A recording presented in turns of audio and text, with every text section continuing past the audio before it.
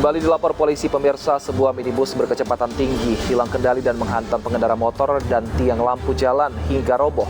Beruntung tidak ada korban jiwa atas insiden kecelakaan ini. Pengendara motor yang terluka langsung dilarikan ke rumah sakit. Kecelakaan yang terjadi antara kendaraan minibus dan sepeda motor ini terjadi di Jalan Lintas Tebo Bungo, Kabupaten Tebo, Jambi. Kejadian bermula ketika minibus melaju kencang dari arah Kabupaten Bungo menuju Kabupaten Tebo dan pengemudi tidak dapat mengendalikan mobilnya.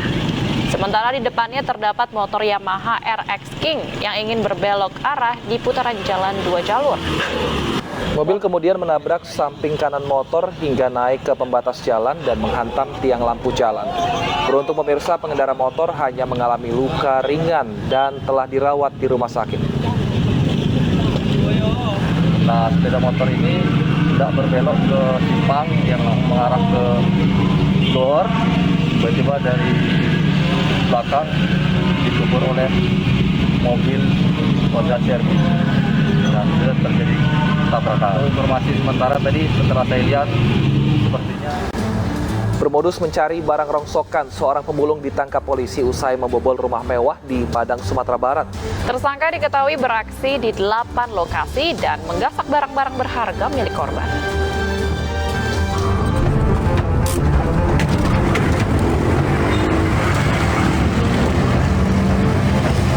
Tim Piton dari Polsek Lubuk Begalung menangkap pelaku pembobolan rumah mewah yang kerap beraksi di kawasan Pauh, Kota Padang. Kedua pelaku ditangkap saat mengendarai beca motor di kawasan Simpang Lubek, Padang. Petugas kemudian melakukan pengembangan dan mencari barang bukti di rumah pelaku. Dari hasil penggeledahan, petugas berhasil mengamankan barang bukti berupa 3 unit laptop, perhiasan, serta souvenir lampu hias yang dicuri dari salah satu pesta pernikahan. Tersangka kemudian dibawa ke Mapolsek Lubak guna menjalani proses hukum lebih lanjut. Pelaku yang sehari-hari bekerja sebagai pemulung dengan menggunakan beca motor ini mengaku telah beraksi di 8 lokasi di wilayah Pauh, Kuranji, dan Lubuk Begalung. Saat beraksi, pelaku memantau suasana rumah dengan berpura-pura mencari barang rongsokan. Setelah mengetahui rumah dalam keadaan kosong, pelaku langsung melakukan aksinya. Modus pelaku dia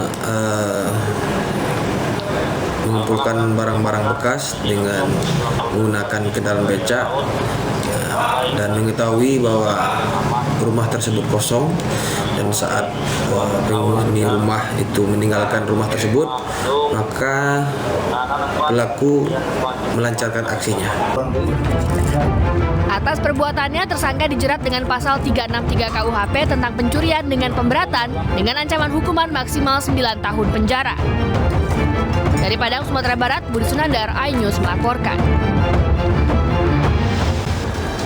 Seorang remaja 15 tahun bertindak sadis kepada tetangganya yang masih di bawah umur. Korban merupakan kakak beradik yang mendapat penganiayaan dengan senjata tajam pada bagian wajah. Sementara itu, 2 bocah kakak beradik di Tanah Bumbu, Kalimantan Selatan tewas dianiaya tetangganya. Kedua informasi ini sekaligus mengakhiri lapor polisi pada hari ini. Terima kasih pemirsa sudah menyaksikan lapor polisi. Bagi Anda yang ingin memberikan aspirasi, keluhan, laporan, dan juga apresiasi kepada pihak kepolisian di seluruh Nusantara, kami juga membuka laporan pengaduan yang bisa diakses kapanpun melalui sejumlah channel kami, yaitu di Instagram resmi kami @laporpolisi_iNewsTV dan juga @official_iNewsTV. Anda juga bisa menghubungi kami melalui email laporpolisi.inews@gmail.com. Bersama saya, Bibi Kristami. Dan saya Wilson Purba, terima kasih. Sampai jumpa. Lapor Polisi, Anda lapor, kami sampaikan.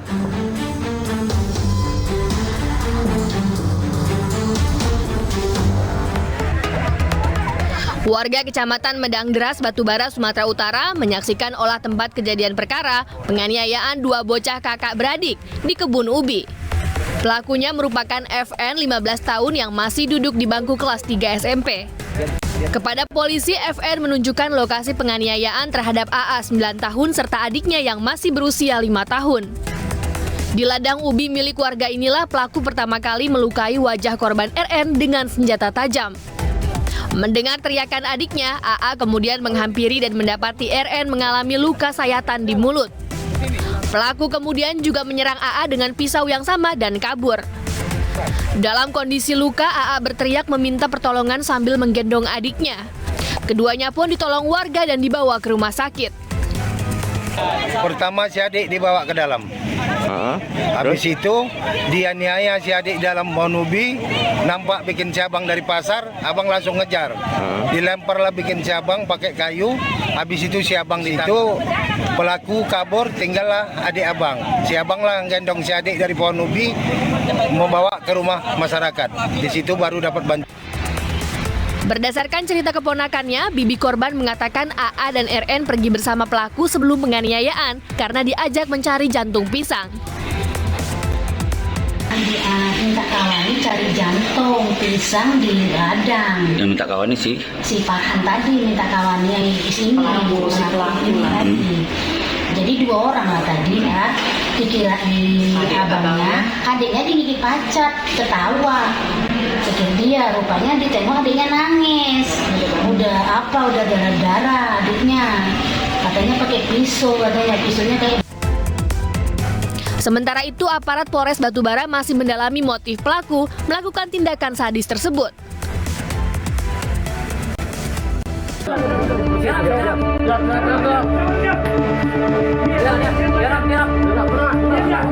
Setelah 2 hari diburu, pembunuh satu keluarga di Jalan PDAM Desa Saring Sungai Bubu, Tanah Bumbu, Kalimantan Selatan akhirnya tertangkap. Pelaku ditangkap saat bersembunyi di perkebunan Desa Penyolongan, Kusan Tengah. Pelaku merupakan tetangga rumah korban, berusia 22 tahun. Dari hasil pemeriksaan, pembunuhan sadis ini terjadi di rumah korban. Awalnya korban meminta tolong pelaku untuk membawakan es yang dibelinya di warung ibu pelaku ke rumahnya. Namun pelaku kesal lantaran korban menumpahkan es tersebut hingga langsung menganiaya. Melihat ibunya dianiaya, anak perempuan korban yang berusia 6 tahun dan anak laki-laki yang berusia 4 tahun berusaha membantu dengan memukul dan mendorong pelaku. Namun karena menang postur dan tenaga, pelaku yang menghunus senjata tajam langsung menganiaya 2 bocah pemberani ini, di mana salah satunya tewas seketika. Usai menganiaya ketiga korban, pelaku langsung kabur. Sementara warga yang datang ke lokasi mengevakuasi korban ke rumah sakit. Namun karena luka parah, ibu dan putranya tidak dapat diselamatkan. Tersangka atas nama MI ini kondisinya pada saat itu sedang dalam kondisi mabuk. Kemudian korban datang ke rumah PSK MI ini untuk membeli es. Ternyata mungkin miskomunikasi sehingga mengakibatkan saudara MI ini emosi. Kemudian mendatangi ke rumah korban, kemudian terjadilah pembunuhan tersebut. Pelaku kini mendekam di sel tahanan Polres Tanah Bumbu untuk mempertanggungjawabkan perbuatan sadisnya.